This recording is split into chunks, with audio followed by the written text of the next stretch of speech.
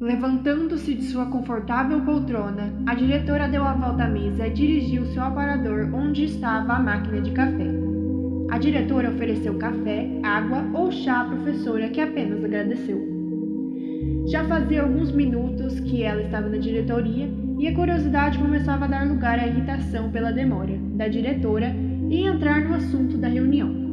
Através da janela que se abria para o jardim da escola, observou surpreendentemente tons lilazes e rosas que contornavam o céu entardecia. Ajeitando os óculos sobre os cabelos loiros, gestos muito conhecidos seu, quando precisava iniciar uma conversa difícil, como o de um general que estuda atentamente um mapa de ataque antes de partir para a guerra.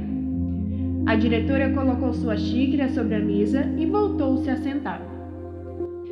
Então informou que queria falar sobre o que havia acontecido na sala do 7º ano durante a aula da professora na sexta-feira anterior. Surpresa, a professora franziu o senho e respondeu que suas aulas naquele dia haviam transcorrido normalmente. A diretora insistiu perguntando se ela tinha certeza e pedindo que tentasse se lembrar. Em um esforço de memória, a professora tentou repassar os acontecimentos daquela sexta-feira, mas não conseguiu recordar nada. Isso era curioso, pois normalmente tinha total domínio de seu cronograma. Naquela sexta-feira de fim de maio, porém, seus pensamentos estavam voltados para outro assunto. Na noite anterior, ao verificar seus e-mails, havia encontrado uma proposta de um renomado colégio paulistano que a convidava para uma entrevista. A mensagem destacava sua excelente formação acadêmica e informava que ela fora muito bem recomendada para entregar o corpo docente da instituição como professora de geografia. Ela passou toda a sexta-feira e o fim de semana pensando no assunto, mas acabou recusando a proposta e recomendando uma amiga que estava procurando emprego. Por isso, respondeu à diretora que não se lembrava de nada extraordinário em sua aula de sexta-feira no 7º ano. A diretora então explicou que, no dia anterior, uma mãe a havia procurado bastante nervosa. Segundo ela, não era aceitável que a professora tivesse ofendido uma aluna para defender um estudante bolsista. A professora, surpresa, perguntou a quem a diretora estava se referindo. A diretora esclareceu que se tratava de Mário, o aluno bolsista do 7º ano, e acrescentou, em tom de desprezo, que ele era filho de um gari. Aquelas palavras atingiram a professora profundamente. Imediatamente, ela se lembrou do próprio pai, que durante 35 anos trabalhara como gari para sustentar a família. Agora aposentado e com a saúde debilitada, ele sentia orgulho de dizer a todos que tinha uma filha professora. Controlando a emoção, a professora afirmou que não via nenhum demérito em ser filho de gari.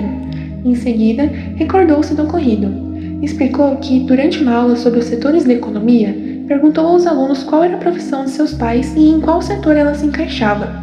Quando Mário comentou que seu pai era gari, vários colegas riram. Então, uma estudante declarou que preferia morrer a ser filha de um gari. Diante disso, a professora apenas a repreendeu pela fala preconceituosa. A diretora respondeu que não interessava à escola quais eram os posicionamentos da professora sobre quais profissões mereciam ou não respeito. Segundo ela, o que realmente importava era que a mãe da aluna desejava retirar a filha da instituição por não ter gostado da forma como a professora havia se dirigido a ela. Isso poderia prejudicar a reputação da escola, algo que a diretora afirmava não tolerar.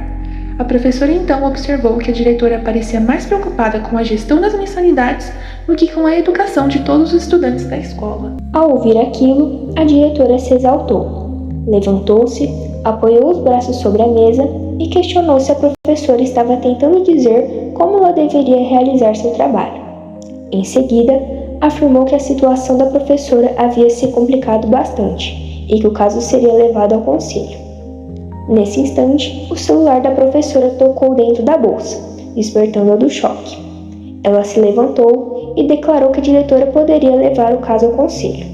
Acrescentou que, se ainda existisse alguma justiça no mundo, concluiriam que a sua postura não havia sido incorreta em momento algum.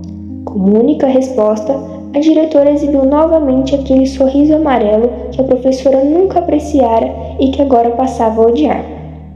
A professora saiu apressadamente pela porta. Já na calçada, retirou da bolsa o celular que continuava tocando e atendeu.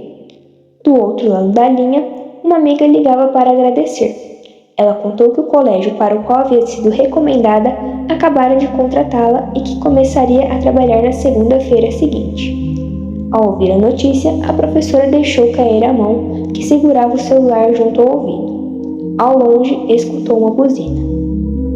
Sem pensar exatamente no que fazia e com os olhos cheios de lágrimas, deu alguns passos em direção à rua.